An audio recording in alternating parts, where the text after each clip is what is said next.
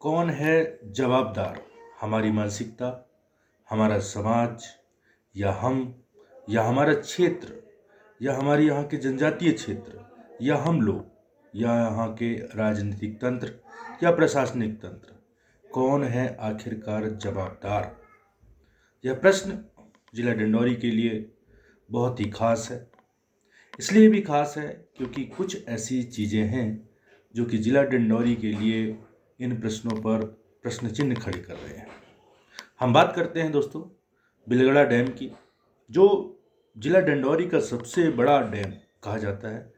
यहाँ से लगभग 43 गांव में पानी पहुँचाने का है।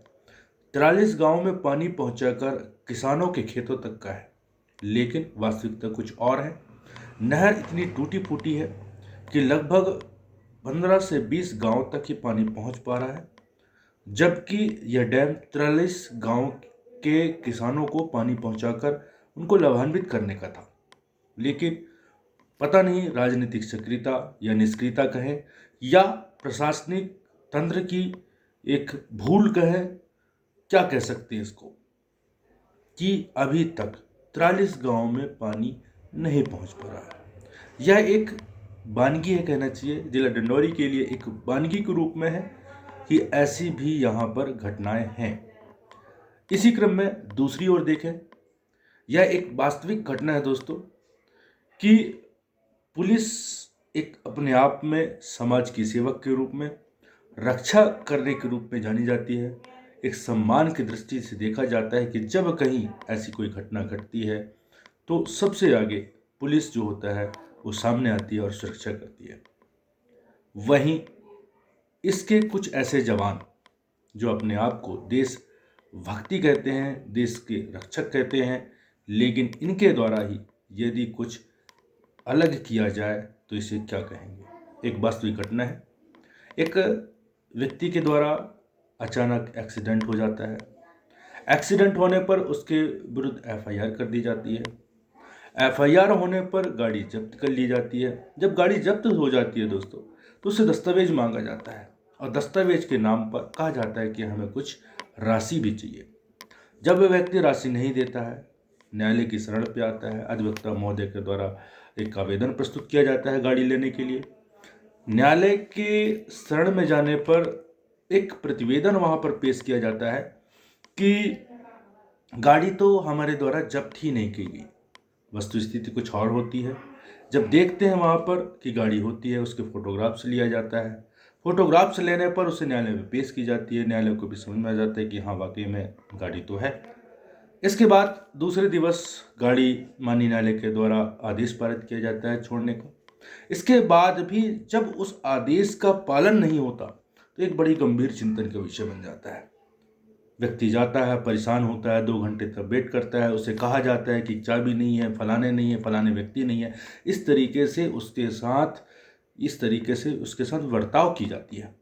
तो एक बड़ा गंभीर है कि माननीय न्यायालय के आदेश के बाद भी जब व्यक्ति को गाड़ी नहीं मिलती है तो ऐसे में कहीं ना कहीं उसकी मानसिकता पर एक गलत प्रभाव पड़ता है कि ऐसे तंत्र, जो ऐसे देशभक्त कहलाने वाले लोग जो अपने आप को कूट कूट कर कहते हैं कि हाँ हम देशभक्त हैं, देखने में कुछ और दिखाने में कुछ और, उनके द्वारा मात्र पैसे की मांग की जाती है।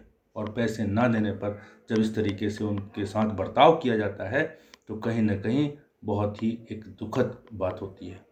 यह एक छोटी सी कहानी है दोस्तों, जो जिला डिंडौरी में अधिकांश हर क्षेत्रों पे देखने को मिलता है। चाहे स्वास्थ्य विभाग में हो, चाहे शिक्षा में हो, चाहे कृषि में हो। कृषि की बात करें तो कृषि में भी पिछले बार जो लगातार अखबारों के माध्यम से जानकारी मिली कि करोड़ों रुपए का घोटाला हुआ बीज में।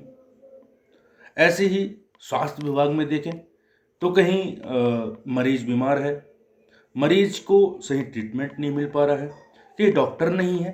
तो इस तरीके से घटनाएं हमारे जिला डिंडौरी में ही क्यों? प्रश्न यही है। हमारे समाज के चिंतकों से भी ये एक निवेदन है कि ऐसा क्यों हो रहा है। हमारे जिला डिंडौरी में राजनीतिक सक्रियता इन विषयों पर क्यों नहीं? जैसे चुनाव में होती है, जैसे चुनाव में अक्सर हर घर में हमारे राजनेता जाते हैं, वोट की मांग करते हैं, कहते हैं हमें विजय करवाइए, हम आपकी सेवा करेंगे। लेकिन सेवा क्या? सेवा के नाम पर क्या? कुछ नहीं, बस राजनीतिक सक्रियता दिखती है, चुनावी सक्रियता दिखती है, बाकी समय नहीं। ऐसे ही हमारे प्रशासनिक तंत्र। माननीय महोदय से भी हमारा निवेदन है कि इन विषयों पर सक्रियता से कार्य किया जावे और हमारे जो ग्रामीण जन है उनकी सेवा करें, उनको मदद करें, उनके जो भी निवेदन आवेदन आते हैं उनको शीघ्रता से निपटारा करें। और ये एक छोटी कहानी है और ये वास्तविक है। हमारे शहपुरा में भी इस तरीके से घटनाएं हो रही हैं। ऐसी स्थिति में निवेदन है कि इसे शीघ्रता से निराकृत करें। बस यही हमारा निवेदन है।